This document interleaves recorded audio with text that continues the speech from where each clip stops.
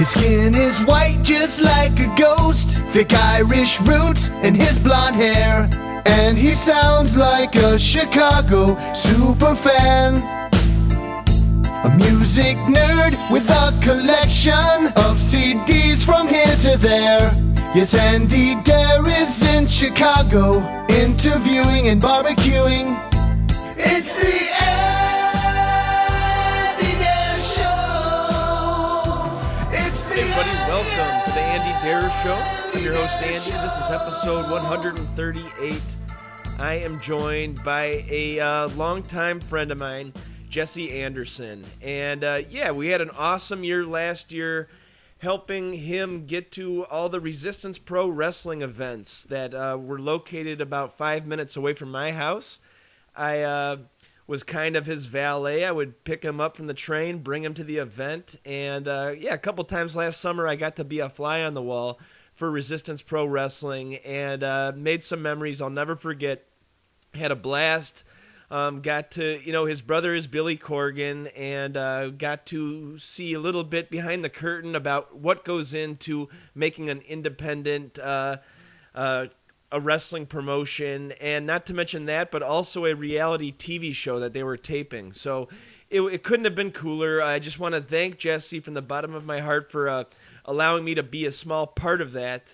And a lot of memories I'll never forget. Met some really cool people, and unfortunately, Billy and Jesse, they quit Resistance Pro last November, I believe it was, and so they won't be working with them anymore, but I think they've kept up the relationships, and they've made a lot of cool friends, and who knows what will be in the future with Billy Corgan and wrestling. But how did I meet Jesse? I'd say about 4 or 5 years ago, I read an article that Billy had posted, I believe on social media, about Jesse getting robbed or something on the Red Line. So I just sent him a nice message, and we started talking back and forth. And it turned out Jesse was a really cool guy, great sense of humor, and we hit it off, met up for lunch, and I guess a lot of people use his connection with Billy Corgan and the whole rock and roll world, and I wasn't really too interested in that. I am a huge Smashing Pumpkins fan since I was about 11 years old, but at the same point, I wasn't trying to become part, play in the band or anything like that, or be a groupie to Billy Corgan. Not my style. Just wanted to meet an interesting character, and I did, and we met back and forth, hung out here and there, and then last year when it came to be that Resistance Pro Wrestling was having a lot of events at the Arabian Nights Horse Barn about 5 minutes from my house, I said, hey, I think I'll help you out, and it was a really cool time, awesome times, and so we talk about the whole thing, how our relationship has been, and his relationship to his brother, his relationship to Resistance Pro. And now that he's out of Resistance Pro, he is putting all of his efforts into a brand new podcast, an interview-based podcast, Jesse's World. And he posts an episode a week.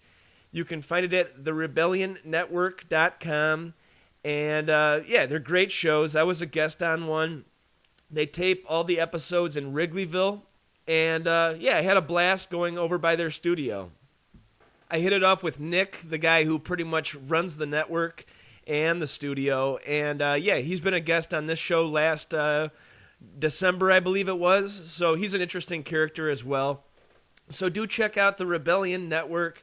It's a great podcast network, a bunch of awesome shows.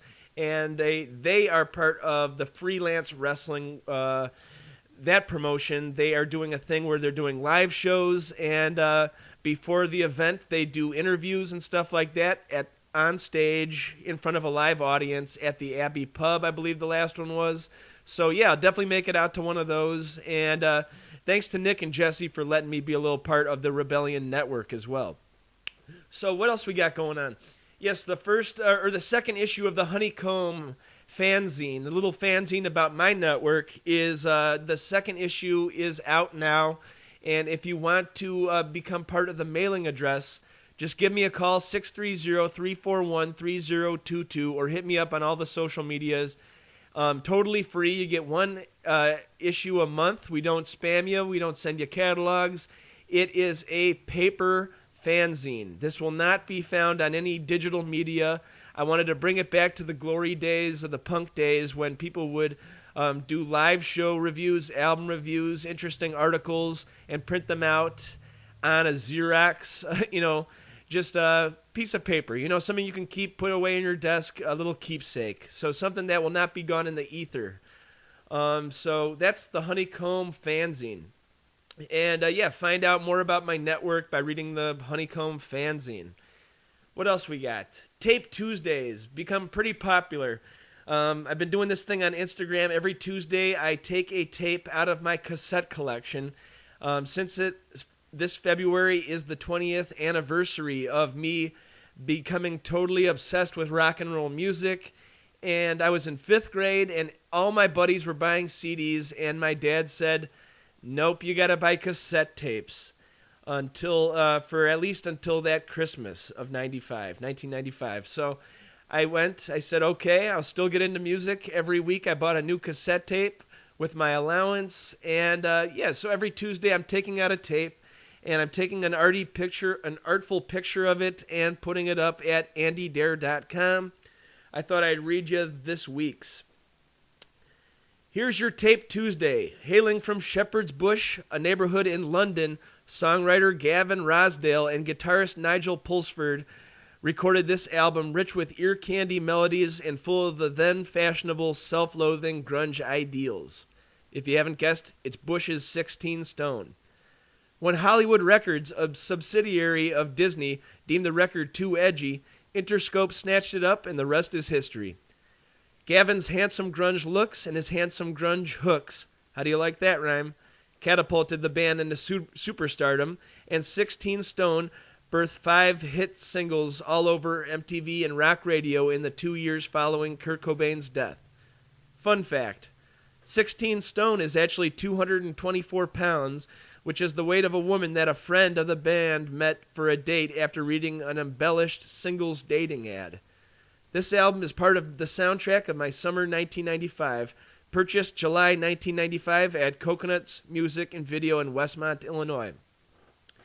And I just joke that, I put a picture of myself up, I get 2 likes on Instagram, put a picture of one of my cassette tapes, and I get 28. So just goes to show you, it's cool though. Tape Tuesday, hashtag Tape Tuesday, find it every Tuesday at andydare.com. Follow me on Instagram at andydare. And I want to keep my spiel short this week. We got a good little chat with Jesse Andersen. Check out his podcast, Jesse's World. Subscribe on iTunes. And without further ado, my episode 138, Worlds Collide, with special guest Jesse Andersen.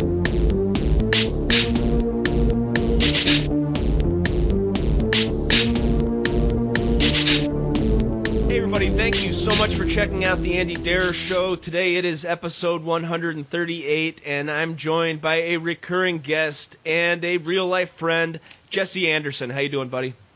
I'm doing all right, dude. Just got home from work, so I'm just relaxing.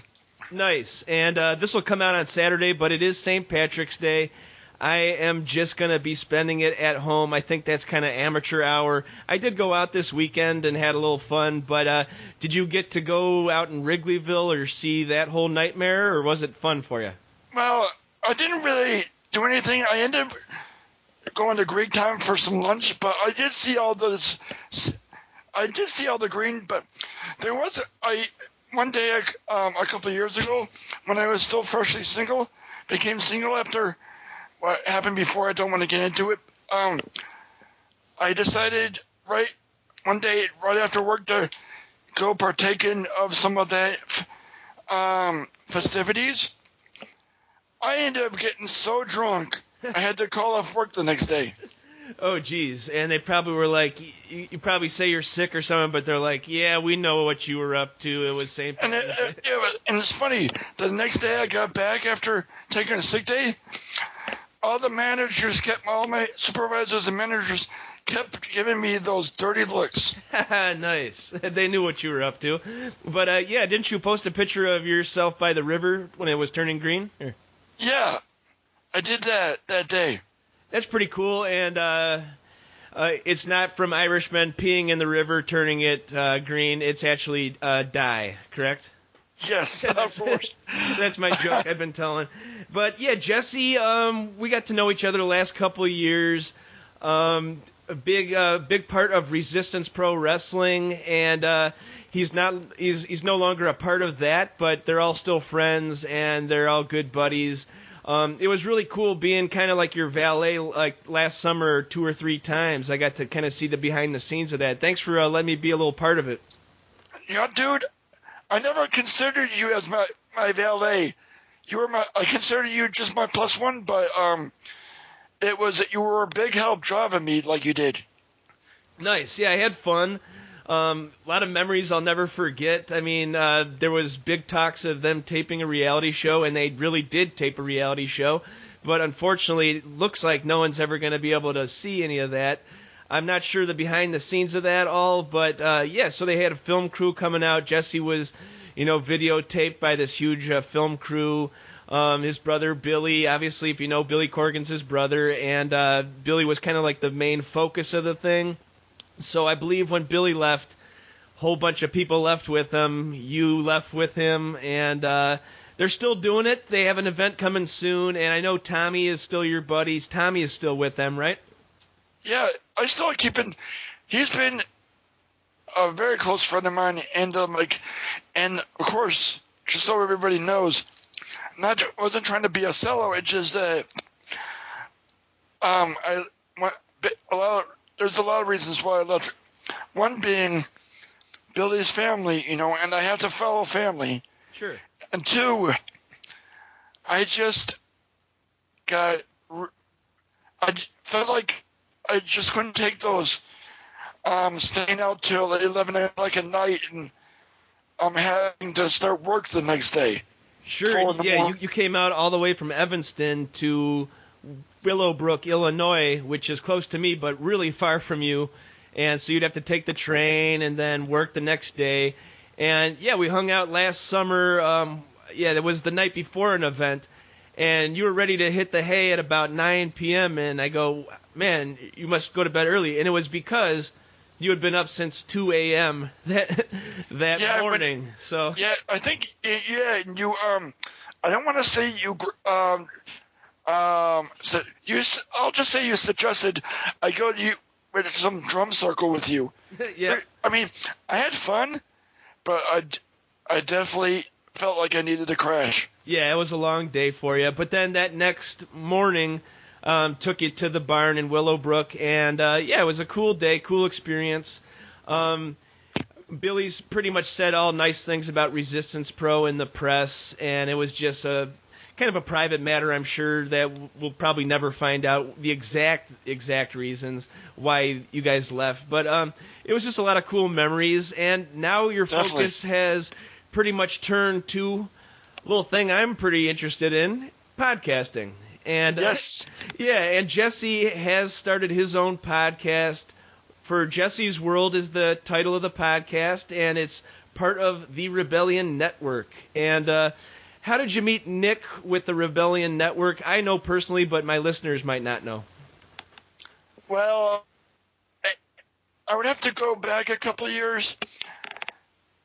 I heard about this Billy starting this small independent wrestling thing called Our Pro. So I ended up going to a couple shows with him and my lawyer, and I started enjoying it, and I noticed this guy who I guess his name in the ring was Ronaldo Piven. So, long story short, my brother and I have this fallout, and Nick reaches out to me as Ronaldo Piven, trying to get see how I'm doing, blah blah blah. long story short, that's how we meet. Nice. And I just don't want to drag on. Yeah, it's funny. We met. I came and did a taping of your podcast last fall, and me and Nick met face to face. And I go, he looks familiar. I'm not sure how, but he looks familiar. And then it was because in the early days of Resistance Pro, he was a heel in that, named Ronaldo Piven, and it all came together kind of. I just remember seeing like YouTube videos and stuff. Didn't he do a promo for Resistance Pro, and he was part of it, and it all made sense. I'm like, now I know where I've seen you. And it was a good time recording in his apartment right by Wrigley Field, and he's got a nice little setup. We have kind of a similar setup out here, but it's fun, it's relaxed, and but for some reason, I guess my friend Nick would really love to know how whatever equipment you use to be able to do this. Oh, sure. Yeah, we've been in talks. It's actually really simple, and as long as you got a good Skype hookup, it's super easy. And that's a nice thing, too. I mean, I like interviewing people, and a lot of them are all around the country, and I'm not going to pay for a ticket on an airplane to go visit somebody. I'm not going to, try to do it in person every single time. Otherwise, you're just going to have people that are around you always. I know. So it's kind of nice, and it's just, even if they don't have Skype, you can just call their cell phone. So there's really no reason they can turn down an interview at that point. Everybody's got a cell phone. Well, it's cool, yeah. Yeah, for me, I need to be face-to-face with people. That's what you're saying, but you're doing this fine. I mean, we do know each other, so that might make it a little easier. Yeah. But, you've got a lot of cool guests that you've had on the show. And with Nick being a recurring guest, he's kind of like the boss of the podcast network, so he's always there just in case. He's kind of like my co-host. Whenever I do my Justice World, he's typically like the co-host. I mean, we just ramble on about stuff. I'm set to have my second full band on my podcast soon. Nice. And who's that band? The band called The Inventors. Okay, The Inventors. Nice. And is that the band that you just saw live a little bit ago? Yeah, because it was at the Subterranean. I originally went to just go see Lever, my friends from Lever Live, but I saw this other band on the set, and I really enjoyed their music, so I thought, hey, why not come on our show and we'll do a podcast together. That's awesome. That's it's really cool, and like they're right close to the action. And so you went backstage and asked them, or? No, and there wasn't really a backstage. I talked to them a little bit in the front area. It was like, to be honest with you, it wasn't much of a fan base there. It seemed like it was just bands playing for other bands. Oh, sure. That happens a lot, actually, out in like the north side of Chicago. Bands just come and they play for each other, and then that's unusual. I've just never heard of that before. Well, that's like the beginning point, and then eventually, the friends of the bands will show up. The friends of the bands will become fans of the other bands, and that's kind of how a scene starts. But maybe you just got in on the ground floor, seeing like a show that is not attended that greatly, but hey, that's a good band to have on. Maybe you can make a little impact and maybe spread the word about them too. Yeah, they got supposedly the Inventors have an EP coming out soon. Nice. Unfortunately, I forgot the name of it. But there is one song I like very, very much called 1,000 Termites. Whoa, nice. I like the title already. And what kind of music would you explain it if you had to put like a genre on it? Kind of, like maybe a little punk and alternative. Nice. Like, how about a band that kind of sounds similar to them? Here. Shoot. Not the Smashing Pumpkins, no. They'll get there soon. Nice. But okay, so the Inventors you got coming up soon.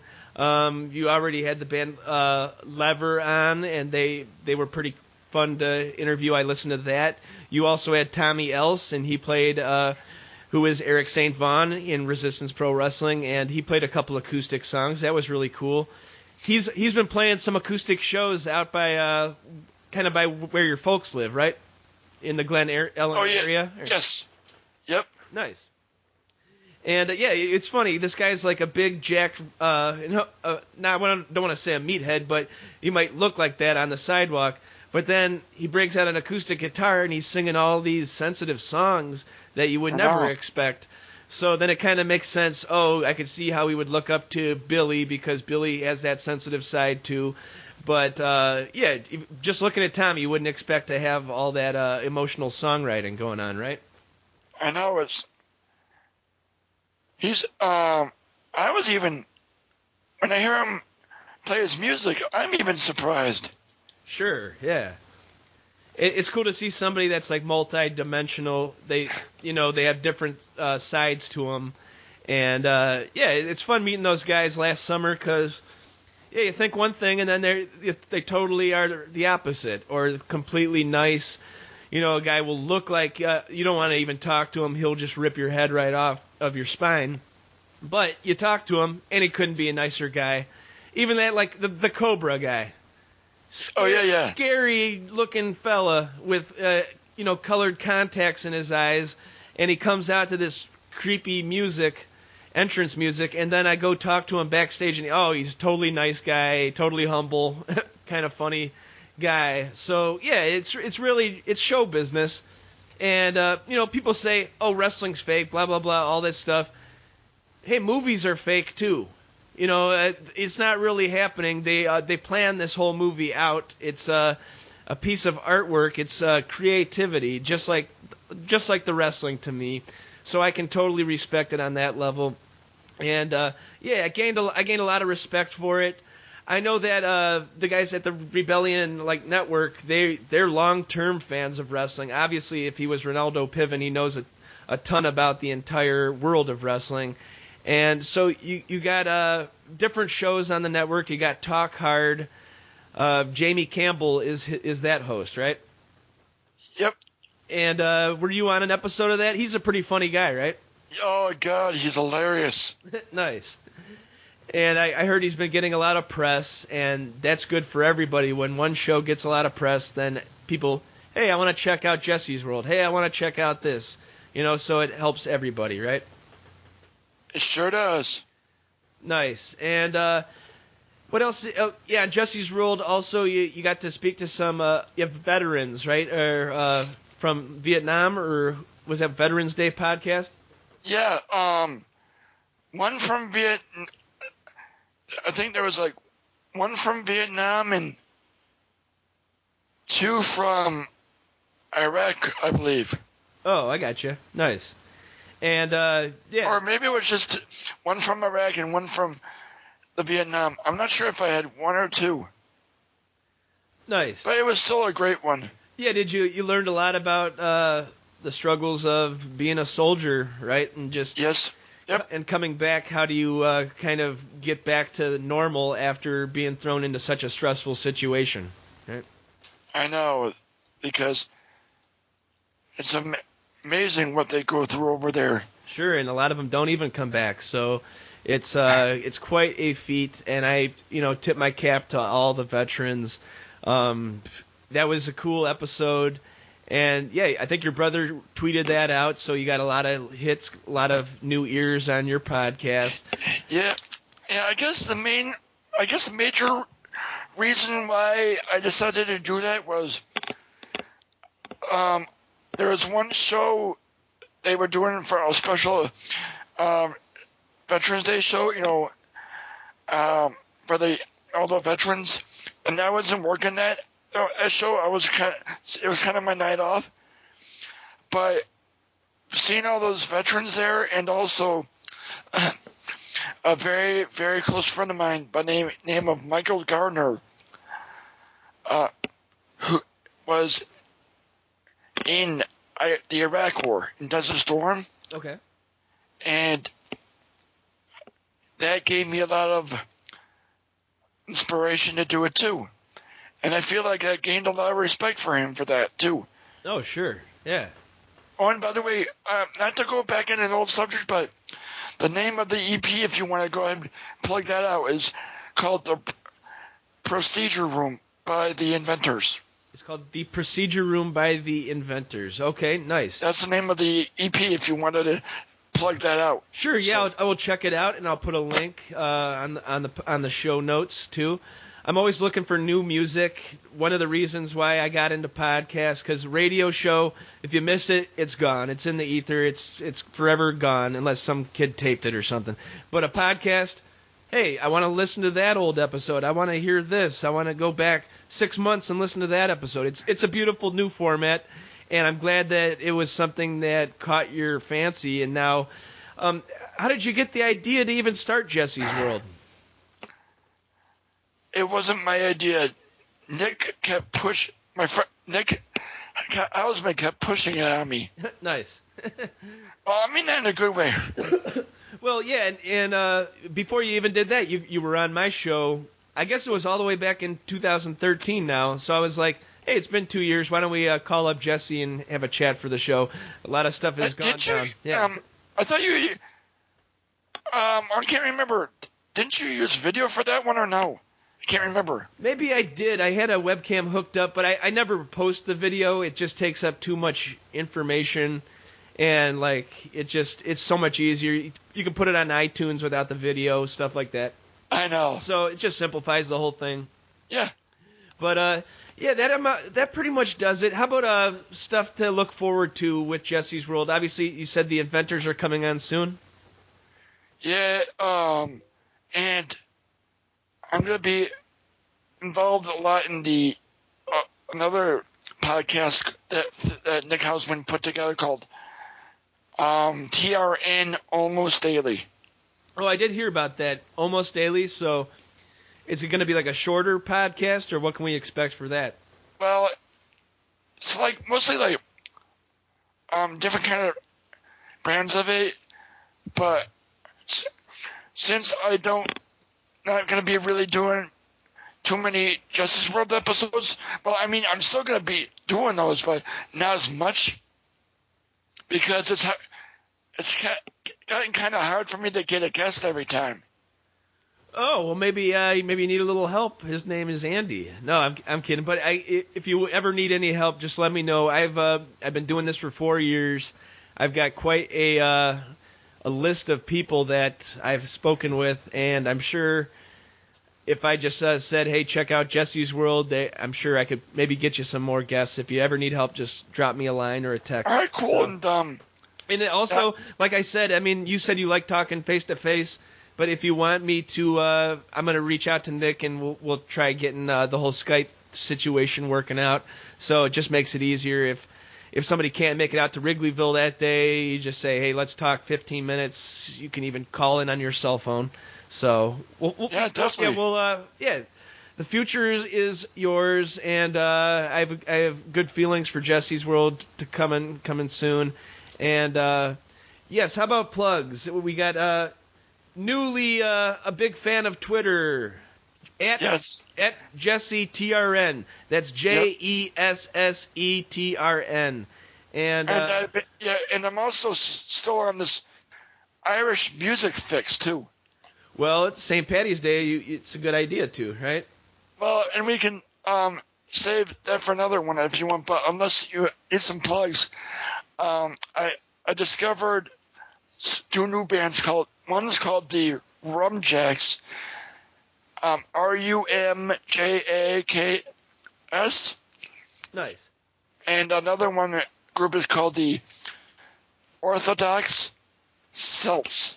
I'm reading it right now on your Twitter. Yeah, you put a YouTube of that.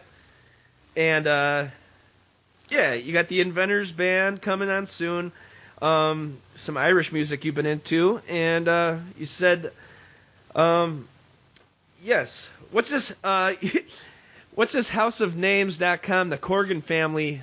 What is that? Okay, well, let me explain. I guess I've been getting really excited that I have some Irish in me. Oh, nice. Yeah, you kind of look a little bit Irish. Not 100%, but a little bit. Yeah.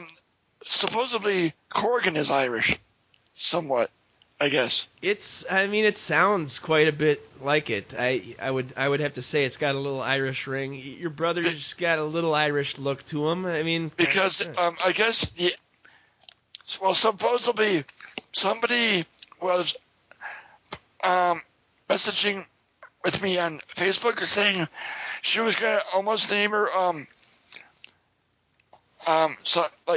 thinking of naming her son Corgan or something. Okay, nice. Yeah. But I guess there's the Irish version is like Corrigan. Oh, Corrigan. Yeah, that's definitely Irish. So maybe something got changed at Ellis Island, or something got changed in the book a long time ago.